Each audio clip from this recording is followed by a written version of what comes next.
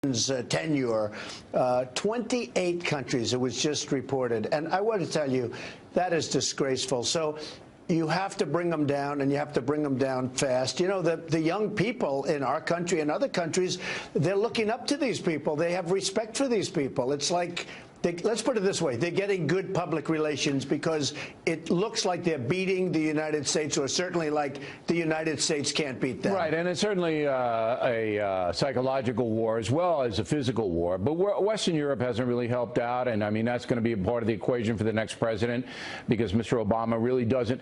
Mr. Obama said today, I don't know whether you're aware, that his strategy is fine. You know, just wear them down, wear them down. We don't need any more action on what he's doing.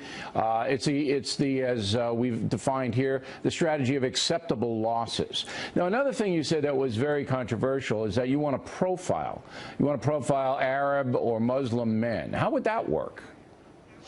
Well, we have no choice. Look, Israel does it, and Israel does it very successfully. They do it at the airport. That you want to do it. They do it at the airport. It's not, well, they do it. They do it. And when they see somebody that they'd like to talk to, that they'd like to look at, that they'd like to maybe open up their satchel and take a look what's inside, they do it. And they don't like to do it. I don't like to do it, but we have to be, you know, you have a woman who's 87 years old in a wheelchair from Sweden, and we have to look at her if we're going to look at somebody else. It's ridiculous what's going on. So what would you do, though? Do you have a vision? So politically correct. Do you have a vision of how that profiling would work? It works where if we see somebody that we think there could be a problem at airports and other places, you talk to them and you see what's going on. But I think they do that now. We don't do that. You know, look, the guy, the alleged bomber here in New York, lived over a chicken stand his father owns in New Jersey. I mean, come on. And the guy out in Minneapolis, or in that area, St. Cloud, he's a 20-year-old college student. So I mean, these are just people who are loons. They just lose it. And I don't know if we could ever stop that. The guy over the chicken stand brought litigation, a lot of litigation against different people, and I'll bet you that's why he was on no list. You know, he was on no list. They probably didn't want to put him because they didn't want to get sued. So they probably saw he's a litigious guy, and they don't want to get sued, so they left him alone. Who knows what the reason is? But whatever the reason is, it's no good. We have to end this. It's horrible. And one thing I will say, I mean, I think they have gained great respect for ISIS and the leaders of ISIS, and you see it all the time. And they're being radicalized.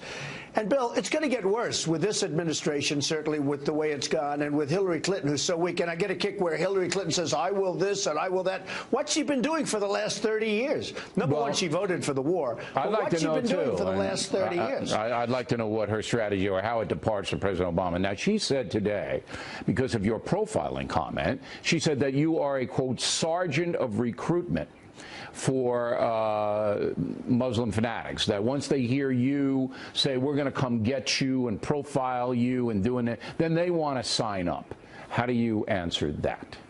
It's just words, Bill. You know, it's words given by Madison Avenue Advertising Agency. She's spending hundreds of millions of dollars. I mean, tremendous, vast amounts of money in advertising against me. They're talking about my strongest thing is my temperament, and they talk about my temperament. They put 10 things on a board, and they said, oh, let's go after him for temperament.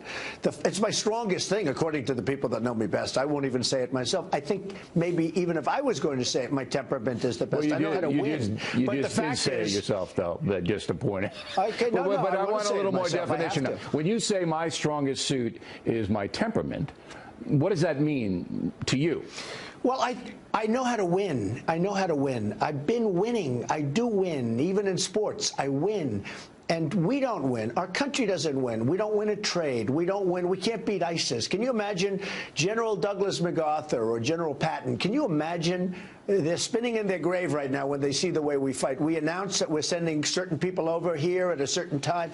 Everything's political.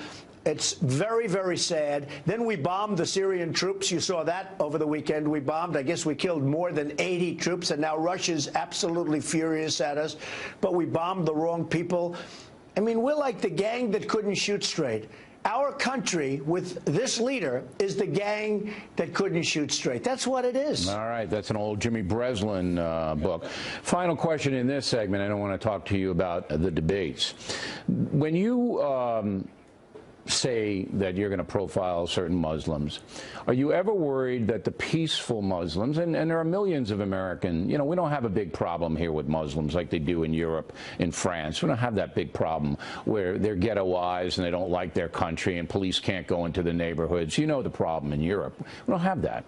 Are you worried that sometimes when you say these things that peaceful Muslims will be the victim of backlash, the victim of people just lumping everybody into the terror jar?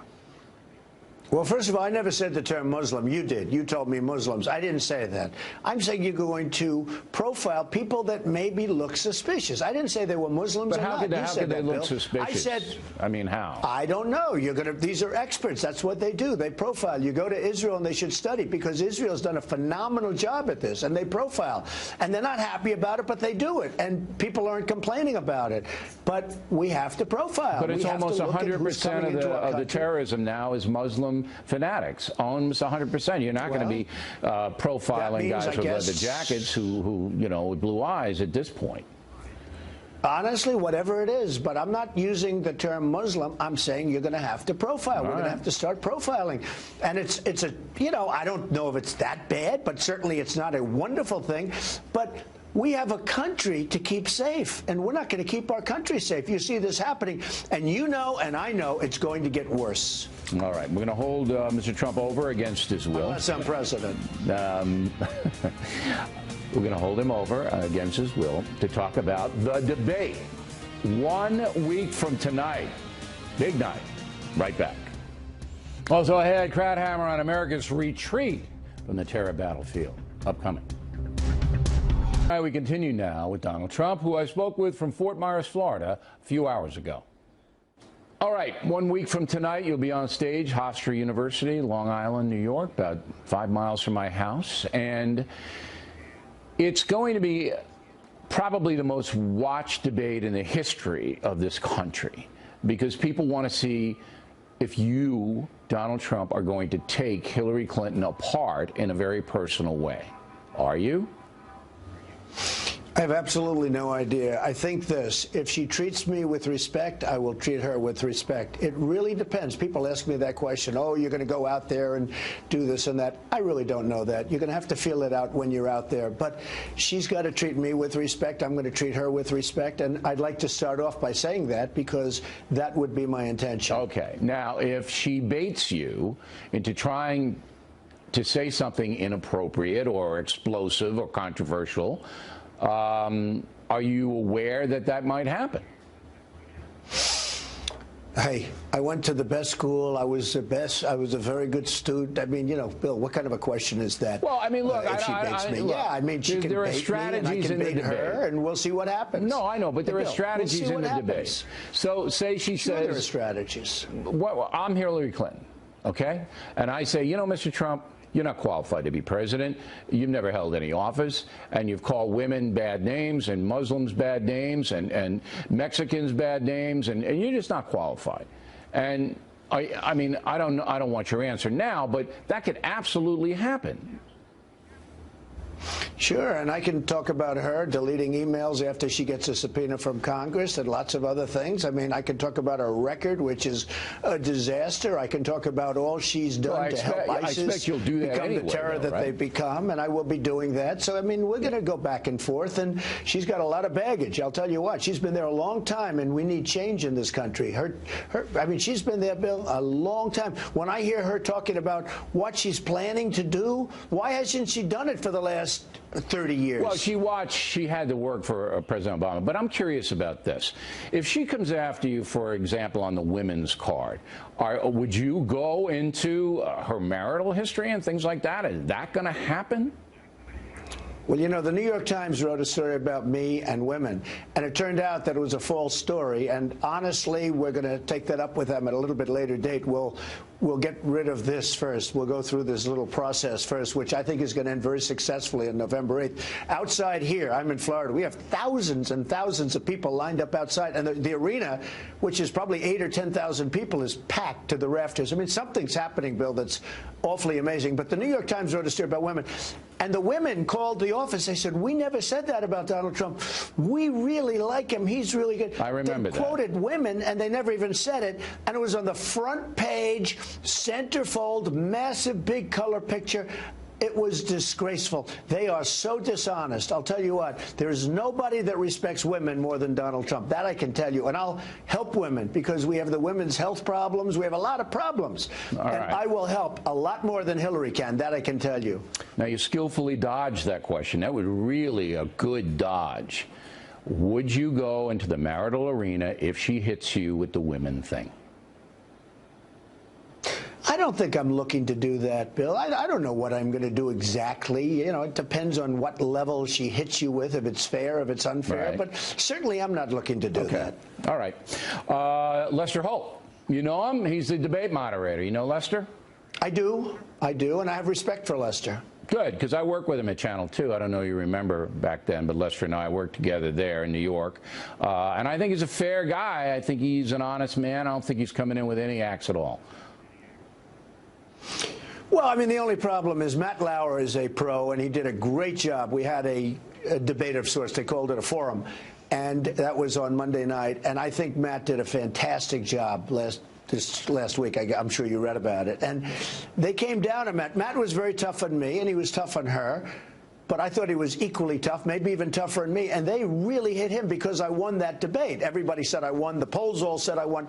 And I won the debate. And they hit Matt because they said he should have been much tougher. Well, he couldn't have been much tougher. Yeah. And what they're doing is they're gaming the system, like gaming the ref. Yeah, they're trying to intimidate. They're going after Lester. Yeah, they're trying to intimidate. They're trying to intimidate Lester. Absolutely. And but I think Lester's the world not is going to be watching that. He's not going to be intimidated. But he's not like me, obnoxious, and he's not going to, come back and debate you like I kind of debate you and Secretary Clinton. He won't do that.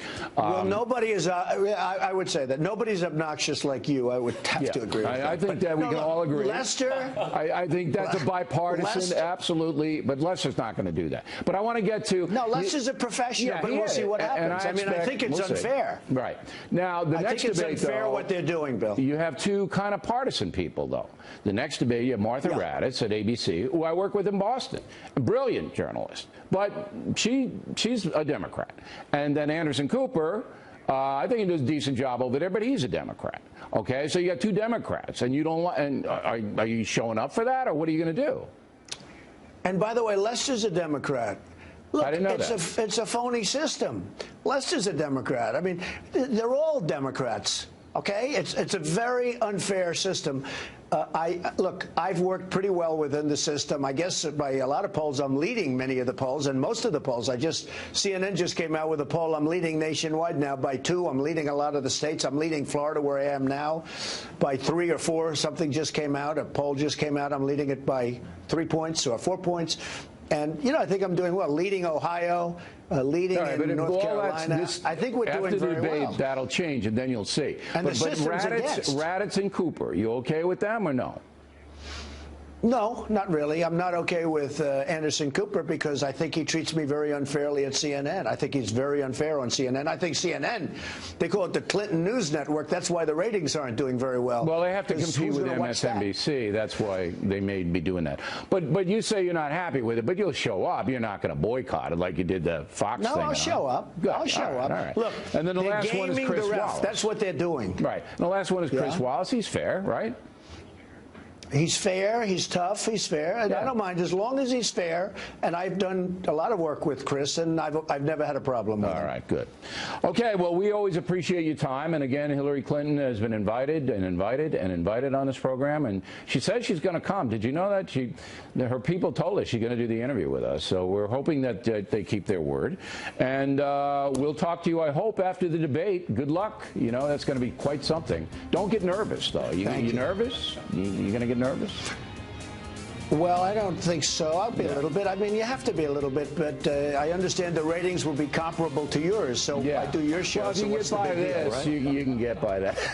All right. Donald Trump, everybody, there he is. Thank you. Directly ahead, a reaction to that interview. Then Krauthammer, Waters, and Mark Stein after these messages.